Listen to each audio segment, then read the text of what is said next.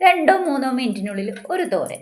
അതും ഇപ്പം നമുക്ക് കിട്ടുന്ന സാധനം വെച്ചിട്ട് വളരെ ടേസ്റ്റാണ്. കഞ്ഞിയുടെ കൂടെയും ചോറിൻ്റെ കൂടെയും കഴിക്കാം. മാത്രമല്ല 4 മണിക്കൂർ ചെറുകടിയായിട്ട് നമുക്ക് ഉപയോഗിക്കാം. നല്ല കട്ടൻ ചായയുടെ കൂടെ കഴിക്കാൻ ബെസ്റ്റാണ്. അപ്പോൾ എങ്ങനെയാണെന്നല്ലേ, എന്ത് വെച്ചിട്ടാണ് ഇത്? അപ്പോൾ നമുക്ക് നോക്കിയാലോ.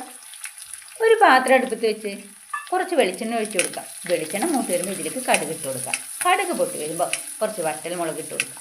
അതിനുശേഷം നമുക്ക് ഉള്ളി അരിഞ്ഞതും വെളുത്തുള്ളി അരിഞ്ഞതും പച്ചമുളകും കറിവേപ്പിലയും ഇട്ട് ഒന്ന് മൂപ്പിച്ചെടുക്കാം. അതിനുശേഷം ഇതിലേക്ക് മഞ്ഞൾപ്പൊടിയും മുളക് പൊടിയും ചേർത്ത് കൊടുക്കണം. ഒന്ന് മൂപ്പിച്ചെടുക്കാം അവ രണ്ടും കൂടെ.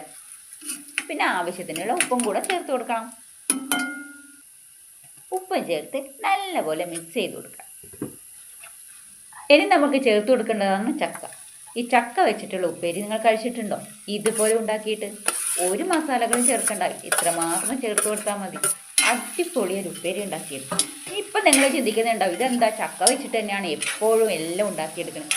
ഇതൊന്നല്ല ചക്ക വെച്ചിട്ടുള്ള വിഭവങ്ങൾ. നമ്മൾ അറിഞ്ഞാൽ ഞെട്ടിപ്പോവും. അത്രയും വിഭവങ്ങൾ നമുക്ക് ചക്ക വെച്ചിട്ട് ഉണ്ടാക്കിയെടുക്കാൻ പറ്റും. അപ്പോൾ എൻ്റെ ചാനലിൽ കുറേ ചക്ക വിഭവങ്ങളുണ്ട് കേട്ടോ, ഒന്ന് കണ്ടു നോക്കിക്കോളൂ.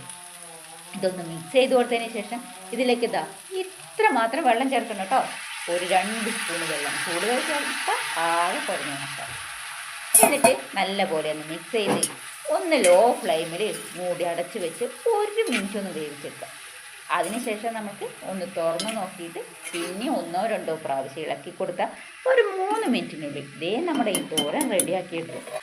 കട്ടൻ ചായയുടെ കൂടെ കഴിക്കാൻ ബെസ്റ്റാണ് കേട്ടോ. 4 മണിക്ക് ഒന്ന് മഴയൊക്കെ ഉള്ള സമയത്താണ് പറയുകയും വേണം. അടിപൊളി ടേസ്റ്റാണ്. അപ്പോൾ എല്ലാവരും ഒന്ന് ഇത് ഉണ്ടാക്കി നോക്കണം കേട്ടോ. വളരെ ടേസ്റ്റുള്ള ഈ ചക്കത്തോരൻ അല്ലെങ്കിൽ ചക്ക ഉപ്പേരി. തേങ്ങയുടെ ഒന്നും ആവശ്യമില്ല കേട്ടോ. നമുക്ക് വളരെ പെട്ടെന്ന് തയ്യാറാക്കി എടുക്കാനും പറ്റും. കുഴഞ്ഞു പോവാതെ ഇതുപോലെ നമുക്ക് ഉണ്ടാക്കിയെടുക്കാം. അപ്പോൾ ഞാൻ ഒരു 2 പ്രാവശ്യം ഇളക്കി യോജിപ്പിച്ച് കൊടുത്തിട്ടുള്ളൂ കേട്ടോ. അപ്പോൾ അപ്പോഴത്തേനും നമ്മുടെ ഈ ചക്കത്തോരൻ ഇവിടെ റെഡിയായി. അപ്പോൾ ഒന്ന് എല്ലാവരും ഒന്ന് ട്രൈ ചെയ്ത് നോക്കണം കേട്ടോ ഈ ചക്കത്തോരൻ. അപ്പോൾ വീഡിയോ ഇഷ്ടപ്പെട്ട ഒന്ന് ലൈക്കും സബും ചെയ്യാൻ മറക്കരുത് കേട്ടോ എല്ലാവരും. ഉപ്പൊക്കെ ആവശ്യത്തിനൊക്കെ ഉണ്ടാവും നോക്കിക്കോളൂ. അടിപൊളി ടേസ്റ്റാണ്. അപ്പം നമുക്ക് വേറൊരു വിഭവമായിട്ട് വരാം കേട്ടോ. ചക്ക ആയിരിക്കില്ല കേട്ടോ, വേറെ എന്തെങ്കിലും.